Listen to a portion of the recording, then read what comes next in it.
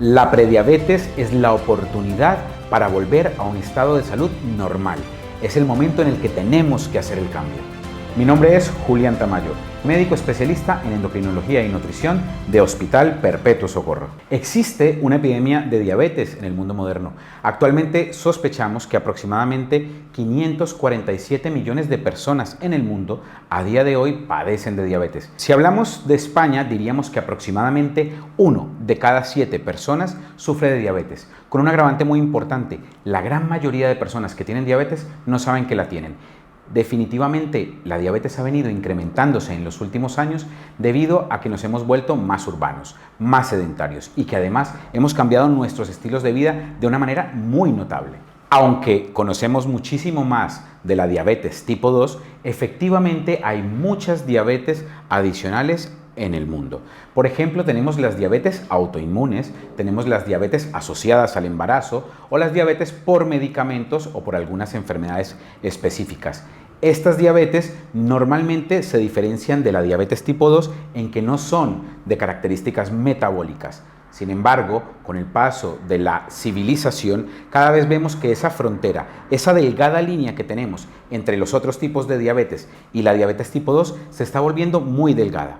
Definitivamente hemos incrementado no solamente nuestro peso, sino que además hemos perdido ritmo de vida y eso ha hecho que esas barreras se pongan muy cortas y a veces a los pacientes con otros tipos de diabetes los tenemos que tratar también con medicamentos para la diabetes tipo 2. Todos estos cambios en los estilos de vida han llevado a que la diabetes sea 4 veces superior a lo que pasaba hace 30 años aproximadamente. Es decir, que en solamente una generación nos hemos enfermado más. En solamente una generación hay muchísima más diabetes en el mundo. La diabetes no aparece de repente. De hecho, reconocemos que existe un término al que los médicos hemos llamado prediabetes, que es esa fase anterior a la diabetes. Sin embargo, ese pre lleva a veces a confusiones, porque cuando tenemos prediabetes, todos los mecanismos que están produciendo la enfermedad ya se están desarrollando. Si lo comparáramos, por ejemplo, con un semáforo, tendríamos claro que en el verde podemos seguir circulando y manteniendo nuestros estilos de vida. Y todos tenemos claro que en el rojo tenemos que detener inmediatamente porque ha empezado o iniciado la enfermedad. El gran problema está en el amarillo, porque en el amarillo, cuando no nos percatamos, vamos a seguir acelerando hacia la enfermedad. Y lo que deberíamos hacer es cambiar. La prediabetes es el punto más importante de la enfermedad, porque es el momento en el que todavía podemos reversar todos esos cambios que han ocurrido y volver a la normalidad. A partir de la diabetes, ya lo que debemos hacer es tratar la enfermedad. La mayoría de los signos que vamos a encontrar en los pacientes prediabéticos, la mayoría de los cambios podrán ser reversibles si nos ajustamos no solamente a unos cambios en los estilos de vida, sino que a veces suplementamos como debería ser adecuadamente, no solamente de nutrientes, sino de otras sustancias para que nuestro organismo retome ese porcentaje de salud, para que retome esa sensación de salud. La prediabetes es la oportunidad para volver a un estado de salud normal. Es el momento en el que tenemos que hacer el cambio. La prediabetes y la diabetes se parecen mucho, son parte del mismo escenario, son parte de la misma enfermedad y sabemos que aproximadamente 1 de cada 10 personas padece de prediabetes. Hablamos también de 541 millones de personas en el mundo que están en riesgo de pasar de prediabetes a diabetes.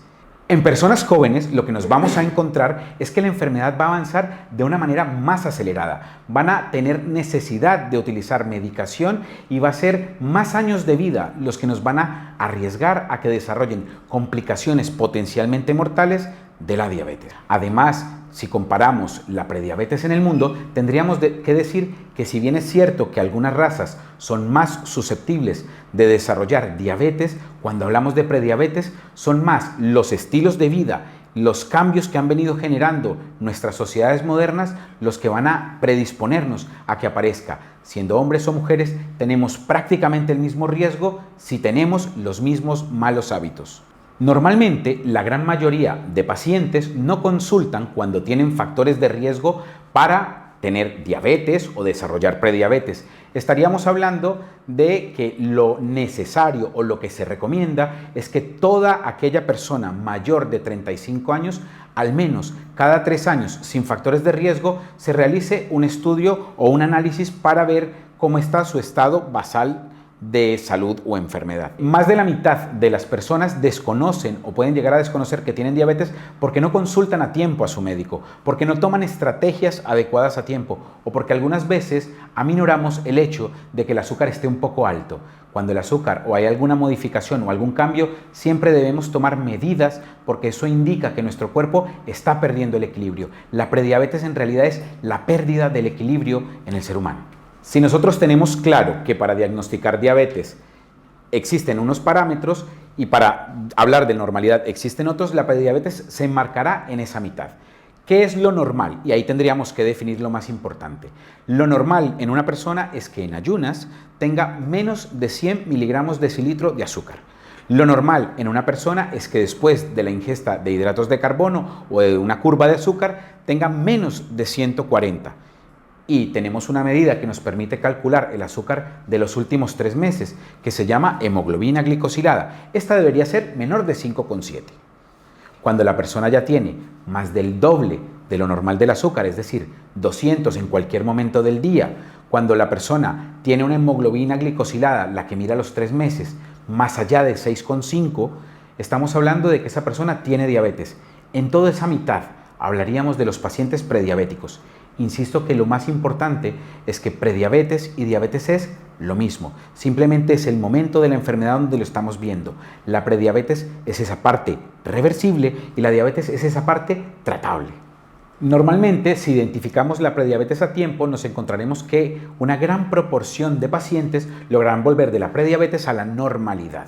Sin embargo, cuando los niveles de azúcar están más cercanos a los de diagnóstico de diabetes, desde luego que nos costará muchísimo más recuperar que ese paciente progrese a diabetes.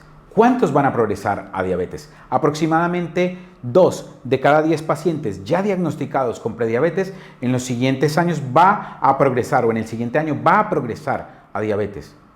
Pero si hablamos de 12 años aproximadamente, hablaremos que prácticamente la tercera parte de esas personas prediabéticas ya van a requerir un tratamiento a largo plazo y ya van a tener un riesgo de complicaciones importante. Una de las cosas que tenemos que tener en cuenta cuando hablamos de envejecimiento es que el envejecimiento tiene mucho que ver con la resistencia a la insulina. Si hablamos de prediabetes, esa resistencia a la insulina va a ayudar a que esas personas jóvenes se deterioren muchísimo más rápido, a que se envejezcan más rápido. Por eso es tan importante tratar la prediabetes, sobre todo en personas jóvenes.